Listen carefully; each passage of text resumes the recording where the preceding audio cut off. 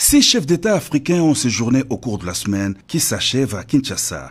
Le premier à avoir foulé le sol congolais est le président de la République de Zambie, Hakainde Hichilema. Sa visite d'État au pays s'inscrivait dans le cadre du raffermissement des relations bilatérales d'amitié et de coopération entre la RDC et la Zambie et de la participation du président zambien aux travaux de DRC Africa Business Forum 2021.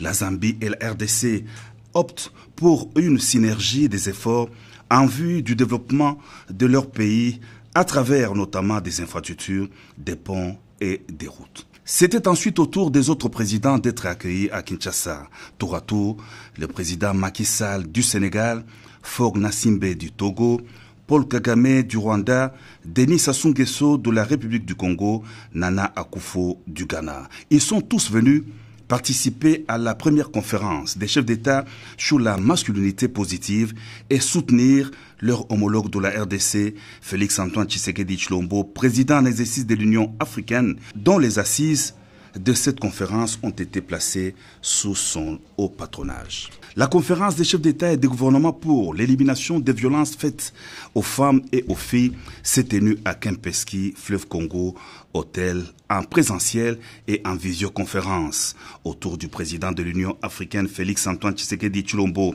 les chefs d'État du Sénégal Macky Sall, de la République du Congo Denis Sassou Nguesso, du Rwanda Paul Kagame, du Togo Faure Gnassingbé et du Ghana Nana Akufo ont pris une part active à cette conférence initiée par l'organisation panafricaine en partenariat avec African Women Leaders Network. Dans son allocution des circonstances, le chef de l'État, président en exercice de l'Union africaine, a expliqué en liminaire le contexte qui a prévalu à la tenue de ces forums, la RDC étant un des pays africains le plus touchés par ces fléaux. Cette conférence à laquelle les leaders politiques et associatifs ont été associés, à côté des différents partenaires impliqués dans la promotion de la femme, marque un tournant décisif dans l'abolition des stéréotypes érigés en obstacle à l'élimination et à la prévention des violences faites aux femmes et aux filles. Processus électoral en RDC, la conférence épiscopale nationale du Congo estime qu'une étape a été franchie. Le plus important est d'aller de l'avant. Conduite par Monseigneur Marcel Outembi, une forte délégation des évêques, membres du comité permanent de la CENCO, a rencontré le président de la République Félix-Antoine Tshisekedi Tshilombo.